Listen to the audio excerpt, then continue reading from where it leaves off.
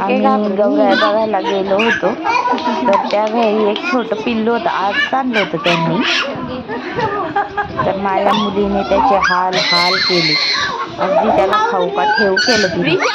दाबत काय होती, ओरडत काय होती, त्याला उचलून उचलून पटकत होती. आम्ही तिला पण घाबरत पण नाही थोडी, पण ते तिला बघून बघून पुढे पुढे पडतंय आणि ती त्याच्या मागे जाते. थोडी पण घाबरत नाही. ती उचलत तोंडात चालू होती, खाण्याचा प्रयत्न चालू होता तिचा. माझी पोरगी त्याला घाबर बिचारं पिल्लू ओरडत होतं, ही काही त्याला सोडत नाही होती. शालूताई तिला म्हणते खाली बस, तरी एवढी ओरडते त्या पिल्लू घ्यायसाठी. आमची दिदी इकडं घाबरतीये. मला पण खूप भीती वाटते बाबा मांजर कुत्रे यांची. आणि ही त्याला सारखीच दाबते, बिलकुल नाही ऐकते, कोणाचंच नाही ऐकते. एवढी ओरडते, काल का एवढा करते. आता म्हटलं काही खरं नाही आहे पिल्लूचं. ते पण बिचार घाबरून बघा कसं बसलंय मांडीवर शालूताईच्या. ही आमची वाली बिलकुल नाही ऐकते.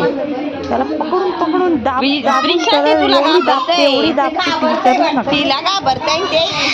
मांजरीला पण तशीच करते. आमच्या घरासमोर मांजर आहे, तिने तिला पंजा पण मारला, तरी पण त्या मांजरीच्या मागे मागे मागेच जात राहते सारखी.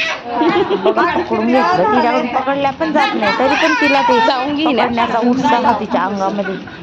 काय बाबा एवढी दाबते बघा त्याला कशी मान पकडून घेतली आता. बघा डेंजर पोरगी एकदम.